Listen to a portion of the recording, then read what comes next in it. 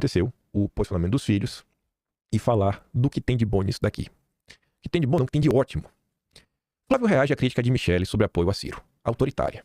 Usou uma palavra dura. A coluna, o parlamentar afirmou que a fala da madrasta foi autoritária e constrangedora. Michele repreendeu o André, pelo possível apoio ao Ciro e tudo mais. Ela afirmou que a aliança contraria a linha definida pelo partido em nível nacional. Que você está vendo que aparentemente não é bem assim. Aspas para o Flávio Bolsonaro. Ele falou isso. Ele mesmo falou para o Gadelha. A Michele atropelou o próprio presidente Bolsonaro, que havia autorizado o movimento do André Fernandes. E a forma como ela se dirigiu a ele, que talvez seja a nossa maior liderança local, você vê que o Flávio eleva o André, foi autoritária e constrangedora. Flávio lembrou que no Ceará existem 3 forças, Bolsonaro, Lula e o Ciro. Aspas, partindo do princípio que Ciro é candidato ao governo do Estado e não será um palanque de apoio a Lula, há uma janela de oportunidade para diminuir a força local de Lula para presidente. O filho mais velho de Bolsonaro disse ainda que a decisão sobre as candidaturas majoritárias nos estados não será de Michele, nem dele, nem de Valdemar. Segundo Flávio, a decisão será feita após discussão interna feita por um grupo.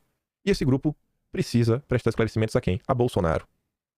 É muito fácil a gente falar que Bolsonaro é o líder, é o líder, é o líder, é o líder, é o líder. E eu já falei, eu reclamo. Porque eu acho que tá no tempo de reclamar. Mas Bolsonaro falou, é isso, acabou, velho. Felizmente ou infelizmente é isso aí, tá? Se eu estiver achando ruim, eu me resguardo, sei lá, fazer campanha anti-Lula. Mas depois ficar enchendo o saco, não, campanha anti-Lula e vida que segue. É muito fácil, né? O cara em silêncio. Silêncio não é silêncio não, censurado é muito fácil. Fica assim, né? Querendo desacatar as ordens do Jair. O mecanismo será uma discussão interna feita por um grupo do qual ela faz parte e depois da decisão final será sempre de Jair Messias Bolsonaro. Eu guardo isso. Michele não é política e ela precisa entender que a forma de tomar uma decisão, às vezes, é mais importante do que a própria decisão. E na política isso realmente é importante. A forma como as coisas são feitas. A coluna apurou que, após a fala, Flávio e André Fernandes conversaram por telefone ainda no domingo. Eu já sabia que isso tinha acontecido. Segundo relatos, o filho mais velho do ex-presidente pediu desculpas ao parlamentar em nome da família pela madrasta. André também ganhou a solidariedade de diversos colegas do PL nos grupos de WhatsApp do partido nas últimas horas. Deputados da sigla afirmaram que a fala dela foi desrespeitosa e atropela o próprio marido, que deu aval para a aliança com Ciro no Ceará. E antes mesmo de falar com o Gadelha, a primeira nota do Flávio para o jornal O Povo, Flávio disse que Michele atropelou Bolsonaro e defende tapar o nariz por aliança com o Ciro. Assim como André Fernandes, Flávio afirmou que o ex-presidente Jair Bolsonaro autorizou a aproximação. O Flávio falou em tapar o nariz e aproveitar uma janela de oportunidade para enfraquecer Lula e o PT no Nordeste. Aspas. A Michele atropelou o próprio presidente Bolsonaro, que havia autorizado o movimento do André. E a forma com que ela se dirigiu a ele, que talvez seja a nossa maior liderança local, foi autoritária e constrangedora. Flávio também sinalizou ser contrário à candidatura da vereadora Priscila Costa ao Senado, que é defendida por Michele. A Priscila Costa é evangélica, provida e tudo mais.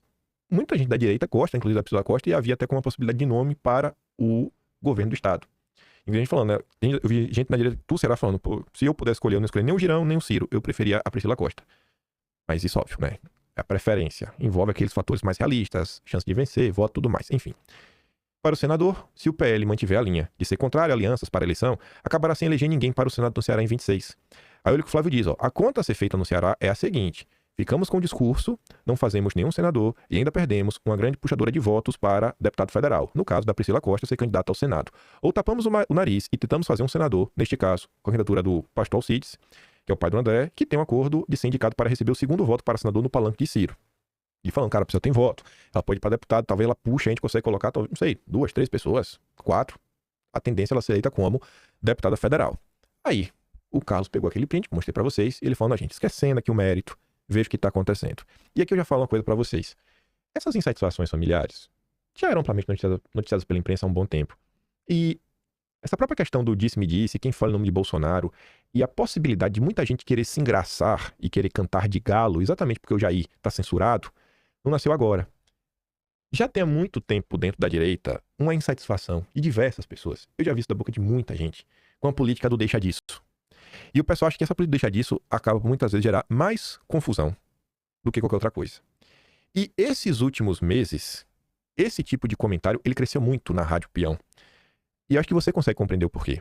A gente teve alguns eventos que começaram principalmente na eleição municipal de 2024, mais especificamente a eleição de São Paulo. Que eu repetia, a eleição de São Paulo não é sobre São Paulo, que envolveu o quê? A questão do Marçal. E diversas pessoas que literalmente eram ninguém antes de Bolsonaro, E gente que continua sendo quase um nada, sem Bolsonaro, tipo um Zé Trovão da vida, que queria peitar a decisão do Bolsonaro e a público e fazer o que bem entendesse. Você viu que, inclusive, no finzinho do primeiro turno, Bolsonaro perdeu a paciência especial com o Ricardo Salles e chamou de estrategista intergaláctico, que fica pregando coisas impossíveis de ser colocadas em prática, né? E que só faz atrapalhar e quer ser mais realista do que o rei. Então, ali foi o primeiro episódio. Muita gente começou a se engraçar. Depois você teve a eleição da presidência da Câmara. Muita gente começou a se engraçar. Depois foram tendo alguns episódios ao longo dos meses, de deputados federais, especial. Mais recentemente você viu uma leva de pessoas indo pra cima do Eduardo Bolsonaro, governadores de estado, senadores, pintando e bordando. Veio o caso de Santa Catarina, teve agora Mato Grosso outro. Então, assim, chegou no ponto que o que aconteceu ontem, esqueça as pessoas envolvidas, né? Esqueça, assim, a quem os filhos estão se reportando, mas tenta entender o seguinte, acima de qualquer coisa, isso acho que na vida, principalmente vocês que são pais, vocês vão entender. A confiança que você vai ter nos seus filhos, cara, é diferente que você vai ter em qualquer pessoa que seja, porque filho realmente é sangue, filho é pra sempre. Filho realmente é pra sempre. Filho não tem o que você fazer, pode ter, mas filho é filho. Então, Bolsonaro tem na figura dos seus 3 filhos, basicamente um prolongamento da sua ação política, tanto que Bolsonaro fez questão de colocá-los dentro da política. E eles não eram só pessoas que entraram ali pra ficar igual um poste. O Flávio até uma entrevista falou, pô, eu entrei pra ser o poste do Jair, e conforme o tempo foi passando, a gente vai aprendendo, né? E foi aprendendo, tá aí o senador. Então, muito se reclamava também na Rádio Peão, e os filhos sabem disso. Eu tenho certeza que eles sabem, eu já conversei com o Eduardo, eu sei que eles sabem disso. O pessoal reclamava disso, cara, olha só, o pai de vocês está aí, e vocês têm que começar realmente a exercer a liderança. Porque existe aquele medo do quê? De você fazer alguma coisa e às vezes meio que você desagradar, fala, pô, será que meu pai queria que eu fizesse isso? Obviamente que tem aquele certo temor, e às vezes dizer não é difícil. Aí pega aquela fala do riscar o chão. Não é riscar o chão pra gerar briga, gerar guerra, gerar inimizade, eu sou teu inimigo, mas falar, cara, olha só, gente. A gente compreende que todo mundo tem boa vontade, todo mundo quer ajudar, todo mundo quer ver a direita crescer e tudo mais, mas vocês têm que entender, assim, a gente não quer ser arrogante, a gente tem um tempinho mais de casa, sabe? A gente conhece um pouco mais a cabeça do Jair, porque a gente conhece ele desde que a gente nasceu. A gente viveu com ele, sabe? Então, assim, e a gente tá com ele, a gente tem acesso a ele, a gente o visita. Então, entenda uma coisa, vai passar pela gente. E ao longo desses anos, por mais que os 3 irmãos sempre se deram bem, muitas vezes um tomava decisão, mas não estava combinado com o outro e tudo mais. E se você tiver acesso a algum deputado ou ouvir a rádio, então você vai ouvir que é isso. Essa daqui, e muita gente comentou sobre isso quando estava ouvindo, muita gente estava feliz da vida por ver que pela primeira vez, os 3 irmãos, assim, dizendo não, tomando uma decisão relativamente dura contra a política do deixa disso, exercendo a liderança, porque a liderança você precisa exercer, para você inclusive ter a liderança reconhecida, e riscando o chão minimamente para mandar um recado, não é para uma pessoa específica, mas para a direita, cara. Não dá mais pra gente ficar nessa. Não dá pra aceitar comportamento tipo da Campaiolo. Não dá. Tem que existir uma hierarquia. Tem que existir um respeito à ordem. Nada funciona no Deus dará e não dá pra ter muito cacique pra pouco índio. Então vê isso daqui e fala, os caras realmente estão aliados. Quem conhece alguns problemas que a gente... Eu não conheço uma pessoa que não dormiu ontem feliz da vida. Eu comecei, meu Deus do céu. Meu Deus do céu. Aí eu comentei com algumas pessoas e falei, cara, isso aqui é o maior freio de arrumação que eu já vi. E freio de arrumação no qual sentido de falar, gente, vem cá, agora a gente realmente vai organizar. Agora a gente realmente vai organizar. Acabou aí a gritaria, acabou que, ó, vai ter organização. Não vai ser assim. Porque isso vai tá passando um recado pra todo mundo. Sem gracinha agora. Chegou na eleição. Falta menos de um ano pra eleição. Bolsonaro tá preso. Não tem tempo de ninguém ficar tá aqui, vamos respeitar. E as decisões vão ser tomadas por grupo. Grupo. Uma vez tomada, tá tomado. Agora, se uma vez tomada a decisão e depois o pessoal não quiser seguir, a gente vai ter que chamar, dar uma chamada pública. Esqueça as pessoas envolvidas. Esqueça a questão do mérito. Se você ficar preso no mérito, mas você quer... Olha a situação como um todo. Aí, que o Carlos colocou aqui, né? As variações e realidade estão postas no vídeo de publicação anterior. Um abraço a todos. O que o Carlos comentou no dia de ontem? Ele postou ali um vídeo. Eu vou dar play para você ver o nível do absurdo. Eu vou até começar aqui com o do Eduardo, que aqui o Vinícius colocou uma agenda muito boa, né? Intrigante. Então, Bolsonaro só iria para a prisão domiciliar após o fim das eleições por causa de suposições sobre o que ele poderia fazer. Tem que calar ele para a força dele não ser usada nas eleições. E Eduardo diz, né, já faz um tempo, que nem escondem mais a tortura que fazem com fins políticos. Só é mais impressionante essa gente mesmo da política, achando que depois de Bolsonaro, o Inominável e o Supremo não farão mais abuso nenhum. Nenhum ditador entrega o poder voluntariamente. Você tá vendo o próprio Maduro, né? Mas vamos aqui ouvir, ó. Olha que absurdo. Mas vamos aqui ouvir, ó. Olha que absurdo. Na Suprema Corte, porém, a avaliação é de que seria mais seguro conceder o regime domiciliar após a conclusão da eleição presidencial, para evitar que o ex-presidente tente interferir no processo eleitoral. O receio é de que Bolsonaro grave vídeos ou disperse informações falsas por meio de interlocutores políticos durante as visitas em sua residência. Bolsonaro está preso há mais de uma semana na Superintendência da Polícia Federal em Brasília e recebe a visita apenas, por enquanto, de advogados e familiares. É mole? Não tem que deixar Bolsonaro preso, né? Vai que ele use aí de seu poder e influência pra ajudar, né, a direita nas eleições. Aí o que foi que o Carlos escreveu, né?